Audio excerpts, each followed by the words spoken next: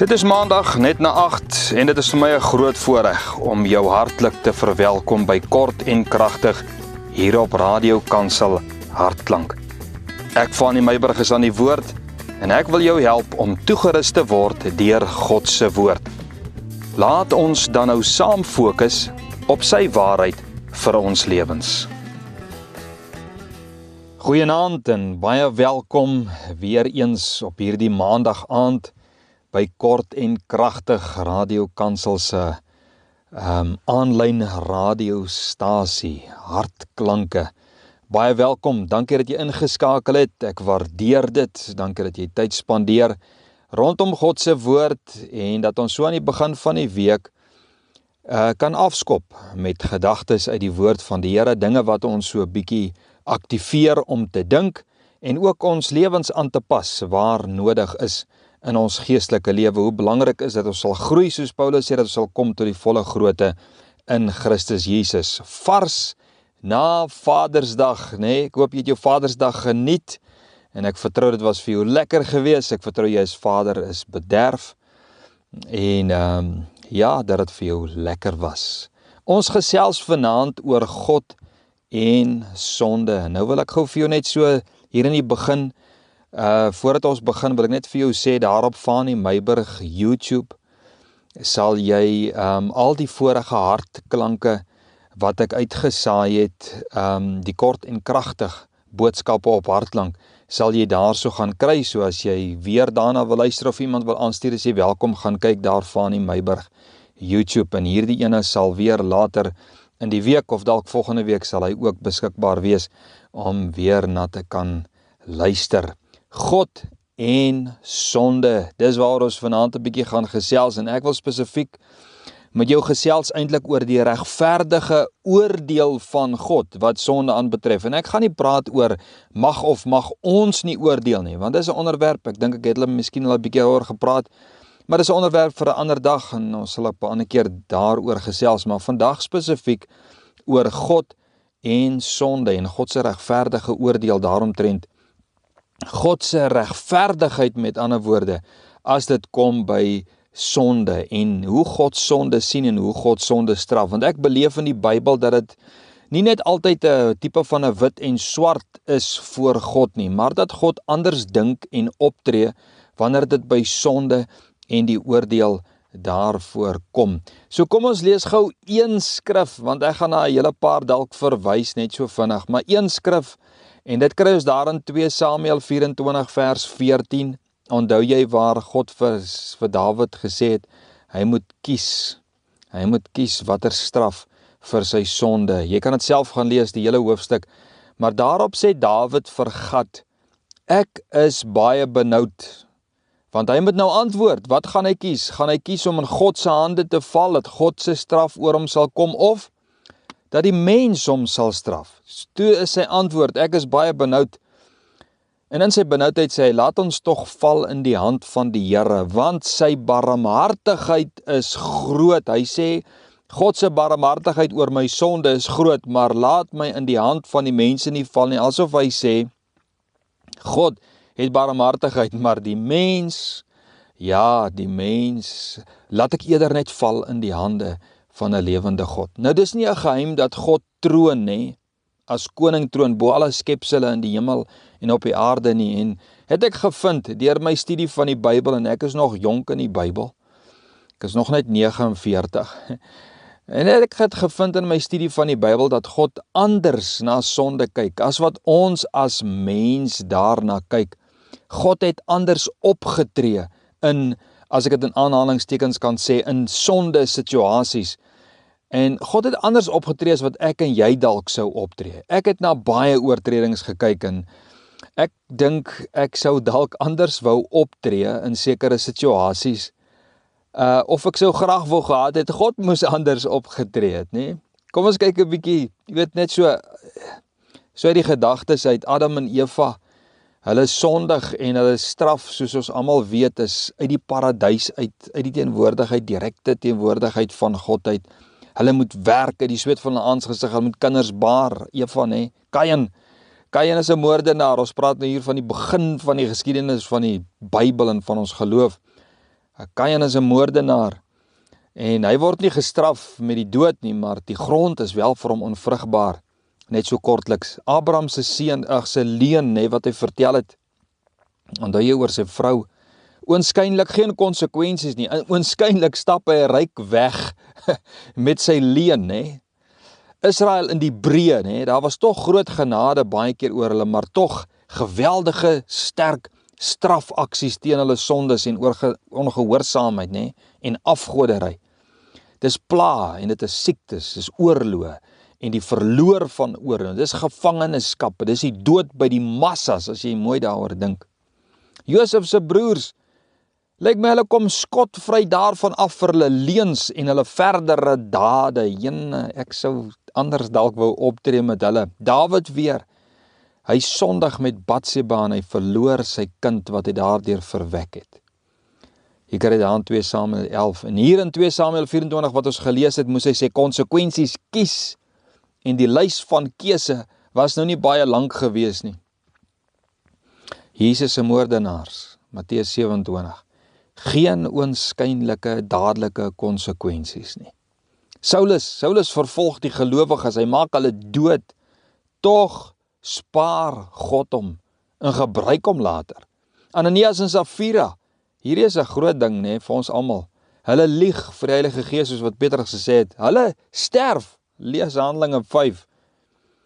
Baie het Jesus gesê gaan, op hierdie aarde dryf duiwels uit hulle profeteer ensovoorts valslik in die naam van die Here en geen onmiddellike straf nie. Hulle ploeter net voort op aarde sonder straf of korreksie en eers in die hiernamaals kom hulle straf, na die skade reeds gedoen is. Galasiërs 5, die sielsvleesvreters soos wat ek hulle noem, hulle sal die koninkryk van God weer nie sien nie, terwyl sommige wat oënskynlik is, sommige van hierdie goed wel gedoen het, tog vrygeskeld was daarvan. Werklik kan ek en jy eenvoudig net vir mekaar sê, God kyk en tree anders op as wat ons doen. God moet dinge sien en van weet in oordeel, wat ons werklik moet miskyk. Soos met Dawid en sy kind uit Welis, kon daar nie maar 'n bietjie genade gewees het nie, dink ek en jy miskien. Kon God nie maar die kind gespaar het nie. Want hoeveel mense vandag loop dieselfde sondepad as ou Dawid en hulle kinders maak dit. En ek sê dit nou nie ligtelik nie. En ek sê dit ook nie met veroordeling nie, maar ek wil jou iets van God vertel. So ook Ananias en Safira, ek sou gedink het, dit was 'n bietjie drasties. En met Stefanus kon daar nie krag uit die hemel kom en die klipgooiers raak geslaan het wat hom uit die klippe gegooi het nie. Jy weet, sou ons nie dalk meer genade vir Israel gehad het nie. Nou ek sê nie God het dubbele standaarde nie, Ek sit jou gedagtes vanaand aan die gang, want ek wil hê jy met jou Bybel mooi gaan bestudeer hierna. Ek sê nie God het dubbele standaarde nie, maar God het ander uitkomstes in gedagtes en merites, waarvolgens God oordeel en dinge beoordeel. Daarom sien ons ook dat God nie 'n patroon volg wanneer dit by sonde kom nie. Ek het vroeër gesê, dis nie net wit en swart nie. Dis nie sonde is sonde en God straf sonde en alle sonde met dieselfde merites nie. Nee. Soos die regter wat na alle omstandighede kyk voordat hy 'n uitspraak maak. Dis wie God is. En ons regstelsel het eerder hulle voorbeeld in God oor die regverdige uitspraak van dinge. Maar dit kan ons sê, God is meer regverdig, want voor God lê alle dinge openbloot. Niks is verborge voor God nie, jy sal met my saamstem. Daarom sal 'n aardse regter jou onregverdiglik kan veroordeel, want sommige ware intensies was van hom dalk weerhou, omdat daar nie altyd getuienisse was, wat die mense intensies of sy omstandighede kon bevestig het in 'n situasies nie. Maar God sien en ken harte en sien in die geheim en agter geslote deure en omstandighede. So wanneer ons kyk na God en sonde, dan moet ons besef dat God deel met sonde volgens sy karakter en sy attributes. Want ons vra baie keer vir mekaar as Christene en ook in die algemeen, as dit maar net in gesprekke onder die mensdom opkom. Hoe kom die mens weg met die verkeerd wat hulle doen? Ons vra dit vir mekaar. En as Christene, en as baie wat al ek wil amper sê geloof van God verloor het, hulle vra, sien God dit nie raak nie, gee God nie om nie, het jy dit al gevra? En so Salomo vra ons dan, en soos Job ook, hoe laat God die son skyn op die een wat reg doen, maar ook op die een wat verkeerd doen? So, wat is die attributes van God, en hoe leef God sy karakter en sy attributes uit, wanneer dit by sonde kom? Want ek sê, God sien en kyk na sonde anders, en met jy weet hoe God daaroor dink, en hoe hy daaroor optree, doen God anders as wat ons doen. So, binne God se attributes en sy karakters, kom ons kyk 'n bietjie. Wat is God se attributes en hoe dit inwerk op hoe God sonde oordeel, al dan nie, of dit oorsien, of met meriete aansien. Nommer 1, en ek dink eerstens moet ons begin by die almag van God, dat God almagtig is, wat sê, dat God besit absolute heerskappy oor alle dinge. Daarom is God genadig oor wie hy wil, al dan nie. Want wie kan vir God sê wie hy moet straf, of dan nou nie moet straf nie, of genadig moet wees, al dan nie, of hoe hy iemand moet straf? God is almagtig. Tweedens, God is alwetend. En dit sê vir my, God besit die perfekte, volledige kennis van die verlede, van die toekoms en van die hede. Daarom oordeel God nie soos ons nie, want God is alwetend. Daarom sien God sonde en hoekom en waarom en wat om daarmee te maak anders, want God kyk uit die perfektheid uit alwetendheid uit. Derdens, God is alomteenwoordig. God is alomteenwoordig en nie beperk deur ruimte of tyd nie. Met ander woorde, nie beperk deur plekke of hoe lank terug dinge gebeur het of gepleeg was nie. Kan jy al tot hierso sien wat ek bedoel as ek sê God sien sonde en die uitkomste van sonde en beoordeel sonde en oordeel sonde anders as wat ons sou doen?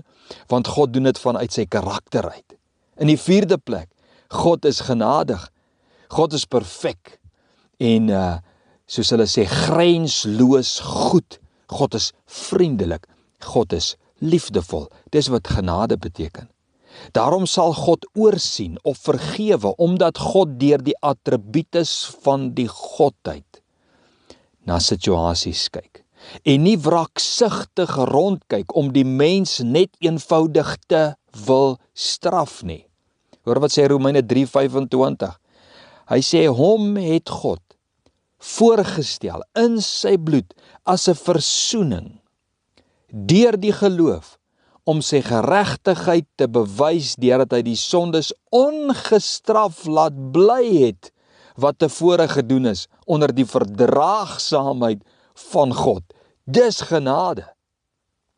Dis hoekom ek en jy sal mense wil straf. God is verdraagsaam. Vyfdens, God is heilig.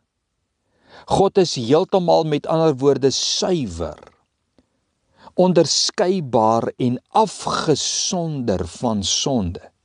Daarom kan God duidelik bepaal wat sonde is.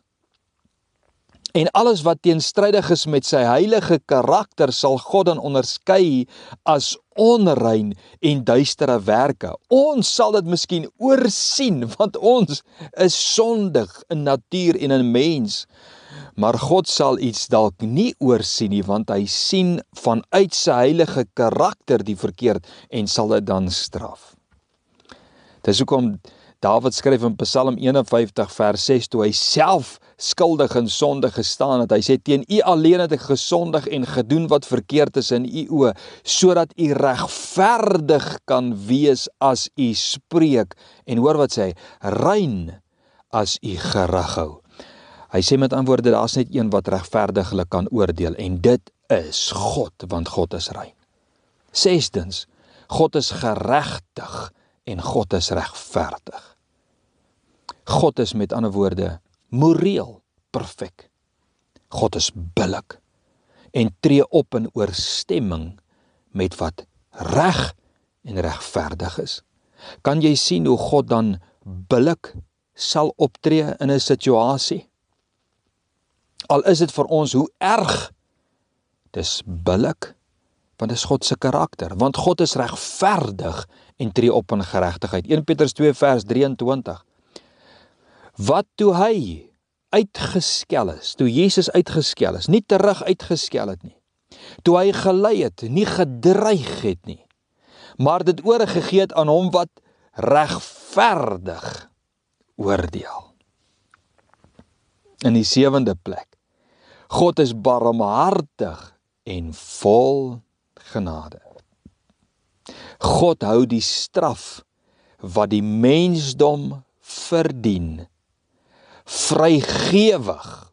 Hoe kan ek dit anders sê?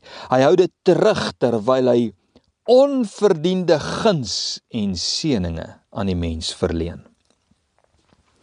2 Petrus 3 vers 9 sê Petrus, hy is lankmoedig oor ons en wil nie hê dat sommige moet vergaan nie, maar dat almal tot bekering moet kom.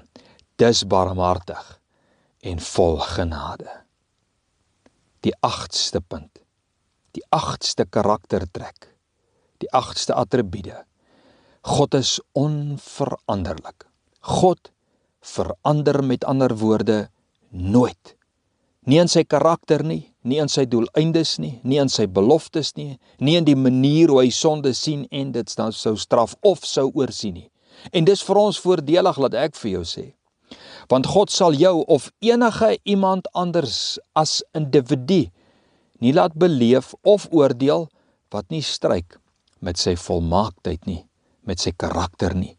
Daarom glo ek kan ons rus in alles wat ons dalk nie verstaan nie, want dieselfde genade wat die God-hater beleef ek en jy, en ek wil hê jy moet hoor wat ek sê.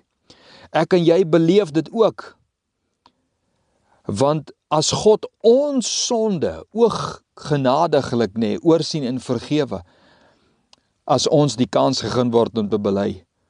Daarom kan ons dankie sê, weet God is altyd dieselfde, want die God-hater wat oordeel moet kry, jy weet, ek en jy staan ook maar oor in oordeel, as dit gaan oor ons sonde. En dan die laaste 3 punte, God is ewig. God het geen begin nie, God het geen einde nie, met ander woorde. Hy bestaan buite die beperkings van tyd. Wat sê dat God word nie beïnvloed deur die tydelike en die aardse bestaan en sake van die mensdom nie, en dis vir ons ook voordelig. God kyk nie na sy skepsele met die bril van die tydelike nie. God handel nie met die mens met die oog op die, jy weet, met die tydelike nie, maar God handel met die mens met die oog op die ewigheid.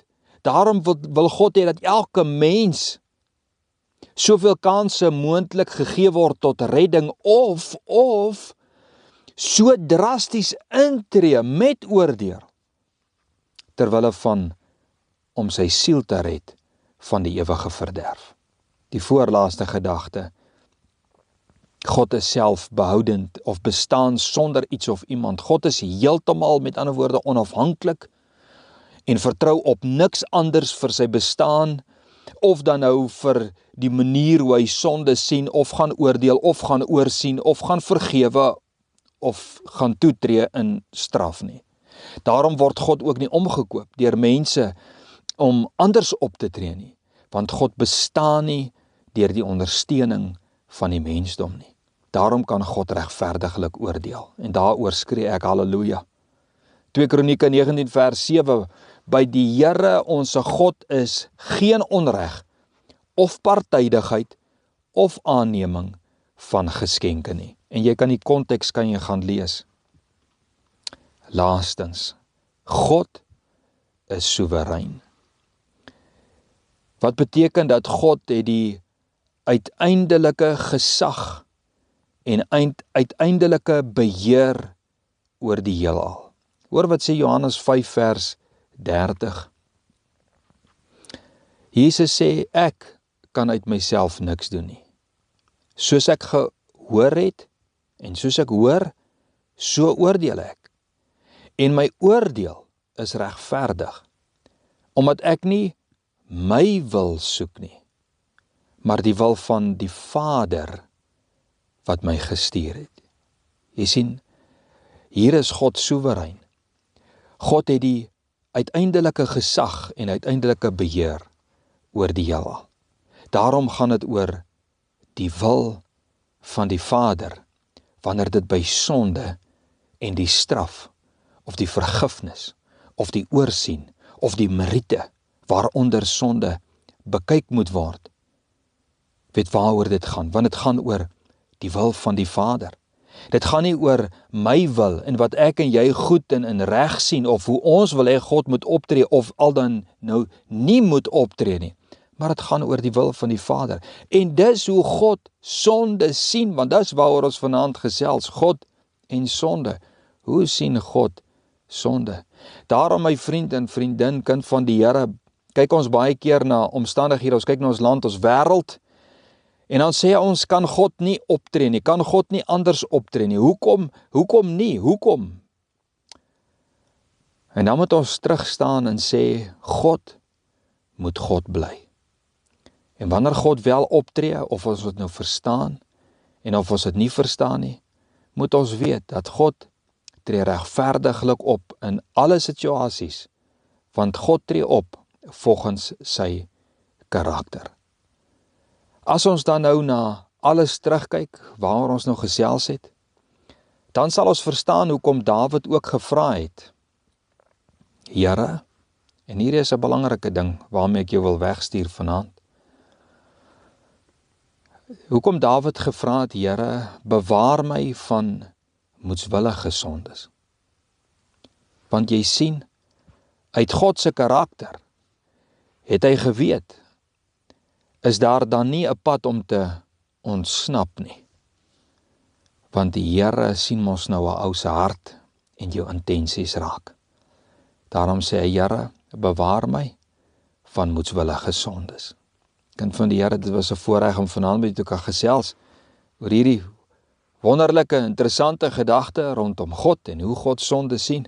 Mag die Here jou seën in die res van die aand, en mag jy vanaand 'n wonderlike nagrus hê, mag jy in die vrede van die Here gaan slaap, en mag jy môre opstaan met nuwe moed en ywer vir die dag en die week wat voor lê. En mag hierdie boodskap jou help, hierdie lesing jou help in jou Bybelstudie van God, want dis wat ek eintlik wil hê jy moet raak gesien het vanaand, God, en hoe God die lewe hanteer wat ons lewe. Blessings, kind van die Here, seën van die Here, tot volgende week, selfde tyd, selfde plek, as ons die lewe hou, as die Here ons se lewe spaar, en as dit die wil van die Here is, dan praat ons weer nog 'n stukkie en 'n brokkie uit die woord van die Here.